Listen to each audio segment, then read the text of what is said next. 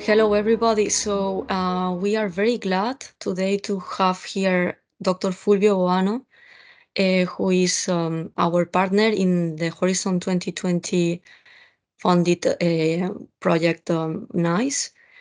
And this project is focused on water treatment NbS for a circular water management. He teaches courses in urban water drainage, design for climate resilience, among other specialties, and his main research interests include the use of nature-based solutions for water management. Thank you, Fulvio, for being here. We would like to know more about the work that you are currently developing in the training side for green walls and other water treatment NbS to higher education students in the Politecnico of Milano. Okay. Thank you, Carmen, for the invitation. Yes, actually here in Politecnico Torino, we are always adapting our courses to include the new topics, and nature-based solutions are a hot topic right now. So we are trying to deliver this knowledge to our students in different courses. For instance, today I just finished a lecture in the course in urban water drainage, which is a course of in civil engineering. Civil engineers are among the people that are going to design the system that deal with water, with stormwater and wastewater in urban areas, which is a very important topic. And in this course now there is a large part of the course devoted to nature-based solutions. So we talk about how to design sustainable drainage system for water, but also talk about the use of green walls for greywater treatment. And we explain it in theory, but they also do exercise in order to be able to implement these systems in the future.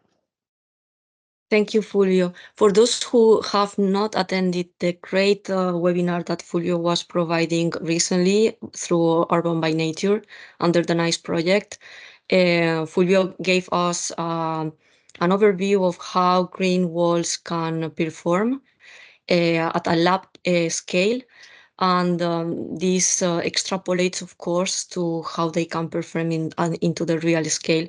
And we invite you all to attend this webinar. So another question that I would like to pose you in relation to your courses is if you think it is a good idea to do those more transversal. We see that there are certain gaps at the curricula in higher education, not only for engineers, but perhaps also for architects, for environmental engineers. So if you think this is beneficial, and what would have been your experience on this so far? Yes, I think it's really important to include, to present this concept about nature-based solution to different types of students, in this case, in general, to different audiences, because they don't, in order to be successful, they include more than one expertise, and there are different students that will be professionals and that can implement with success this type of system. So, for instance, we do lectures in existing courses to environmental engineering, for instance, but also to building engineering. And the courses we do, like the one that I was talking about before, is also open to environmental engineers, and there are always some students that choose to follow this course. But when we also go broader, and actually, for instance, we have created new courses for architectures, specifically for architectures. So there's a course that has been running for the last 3 years, which is called Design for Climate Resilience, which is done held by me and by an architect, a colleague of mine, in order to have to present a wider array of concepts from different perspectives. And this course is specifically about the use of nature-based solution for adaptation to climate change, to the effect of climate change, in particular in urban areas. So more extreme rain events and heat waves and so on. And in this course, we include classes and exercise as usual, but also we do field trips around Turin to see different systems that implement nature-based solution. And we also include seminars from external researchers or practitioners that work in the field in order to help providing a wider view to our students. And yes, I think it's particularly important to teach this concept not only to a specific type of student like environmental engineering, but also to civil engineering, to architects, because in the near future, they are going to work in different areas, and it's important that everyone is aware about the fact that you can include nature-based solution when you design a building, but also when you change the layout of a street, or if you want to solve the problem about stormwater flooding, you can use nature-based solution to deal with that. So the more people are aware about this possibility, the more it's easier to actually implement with success. Because one of the problems is that sometimes there is someone is proposing a solution, but the committant or is not aware of this possibility or is not confident about the success. So it's important that we spread the knowledge as much as possible. Okay, I have 3 questions from what you have said. The first one is we probably will need to look at the regulatory frameworks as they are right now. You said about when we are doing reconstruction in a street. I guess this applies also for buildings. And I don't know how easy it is to use the regulations at this moment to provide evidence that including NbS, water treatment NbS like rain gardens in a street, or water treatment NbS like green walls and green roofs in a building may benefit not only environmentally, but also economically in the long term, obviously. So maybe we need to address this in the current regulation framework. This is one thing I wanted to ask you. The second thing I wanted to ask to you is we see more and more the deficiencies in the current system throughout our practitioners. So it's fundamental we provide knowledge to the students, of course, but we need to fill in the gaps of the practitioners, as you said, the architects, the civil engineers, etc. So we need to, and I know that you are already doing that, to provide courses that are not only for students, but also for these professionals that are making their designs. This will be the second thing. And then the third question I want to pose you is, don't you feel like we are more and more moving into less passive and more interactive and active learning systems?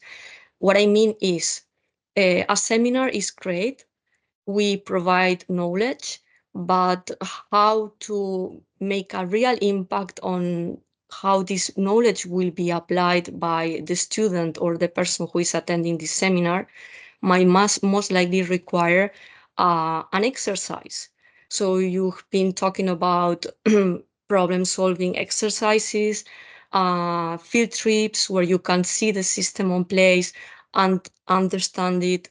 So maybe we need to review the current teaching systems and think about alternative ways on how to provide training in a more effective manner.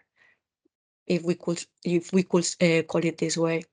So this would be my questions. Yeah, I totally agree on this issue. For well, starting from the last question, of course, the teaching techniques are changing. We have always used exercises in our courses, but they are becoming, I mean, we're all aware that they're becoming more and more important in order to enable student, but I will also go to professional later, to learn how to go from basic principle to actual design of different systems. Field trips are also a way, because showing example of how things work, which solution have been, how solution have been actually been implemented is essential. It really adds understanding to these. To these topics. For the regulation part, yeah, regulation can be barriers. Can be barriers to the implementation of nature-based solution, and I'm thinking, for instance, on how on the requirement of water for reuse. Things are moving in this sense, because mainly because of the European regulation are very sensitive to the use of nature-based solutions, so they are adapting. But the other way for is again to spread the knowledge not only among the student, but also about regulators, about policy among policymakers, both about the barriers that can be hamper the diffusion of nature-based solution, but also about the advantages, because I think that sometimes my impression is that what makes it difficult for to propose what makes it difficult to propose a nature-based solution for, let's say, managing stormwater is that maybe the practitioner knows how to size the system, but the people that the water provider or the municipalities are not convinced about the efficiency of the system, and also about the cost. So it's important to make them aware about their performance from a technical perspective, but also make them aware about the cost and the benefits. There are nature-based solution provides many benefits beside the one they are explicitly designed for, and these benefits include also savings, environmental savings. So there is a reduction in pollution. Yeah, exactly. They're not always quantified. Basically, it's a way to address the fact that many, that some, at least traditional approaches, imply external costs which are paid by everyone. So we don't see the solution may seem cheap, but actually we're just delivering the cost to the whole community. And when, so maybe the, and there are also nature-based solutions which are not so expensive. It's true that they require some maintenance, but from an economical perspective, they can be actually cheaper if you include the advantages on the long term. And in order to spread this concept, yes, it's important. Well, I would say it's fundamental not only to target the students, which are the near future, but also the present decision makers. Here at Politecnico, we also do that. We are proposing training courses for our municipality, and we also do technical courses for practitioners, in which we present these concepts also to them. And I think that they are effective. They are actually helping to foster the implementation of nature-based solutions. Thank you, Fulvio. We, as an organization that is networking with cities all the time, will find this as a great privilege to spread the word and to facilitate training for all these cities more broadly, using all the experience and the knowledge that people like you already have. So thanks a lot, and we will keep working and collaborating together. Thank you very much. I'm looking forward to it.